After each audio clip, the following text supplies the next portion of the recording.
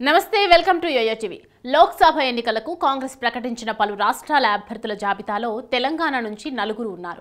కానీ మిగిలిన 13 ఎంపీ సెగ్మెంట్లకు ఇంకా ఖరారు కాలేదు. అందులో పెద్దపల్లి కూడా ఒకటి.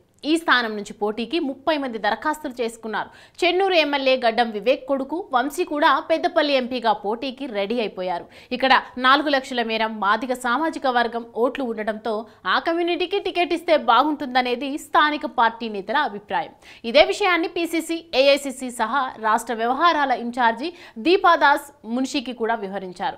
తెలంగాణ రాష్ట్ర సాధన ఉద్యమంలో యాక్టివ్గా పాల్గొన్న గుర్తింపుతో పాటు రాష్ట్ర వ్యాప్తంగా ప్రజా సంఘాలను ఏకం చేసి జేఐసీ చైర్మన్ గాను వ్యవహరించిన గజ్జల కాంతం సోనియా గాంధీతో భేటీ అయ్యి పార్టీలో చేరారు. నాటి నుంచి పార్టీలోనే ఉన్నారు. పెద్దపల్లి ఎంపీగా ఈసారి పోటీకి ఆసక్తి చూపుతున్నారు. 30 మంది ఆశావాహుల నుంచి వచ్చిన అన్ని దరఖాస్తులను పరిశీలించిన స్టేట్ సెంట్రల్ ఎలక్షన్ కమిటీ సభ్యులు ప్రధానంగా గడ్డం వంశీ, గజ్జల కాంతం మధ్యనే తీవ్రమైన పోటీ ఉన్నట్లు గుర్తించారు.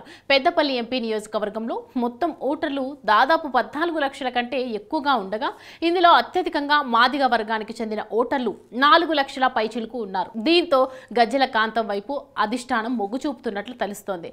ఎమ్మెల్యే గడ్డం వివేక్ కొడుకు వంశీ బరిలో ఉన్న ఆయన మాల కమ్యూనిటీకి చెందిన వారు కావడంతో అభ్యర్థిని ఫైనల్ చేయడం హస్తం పార్టీకి సవాల్గా మారింది.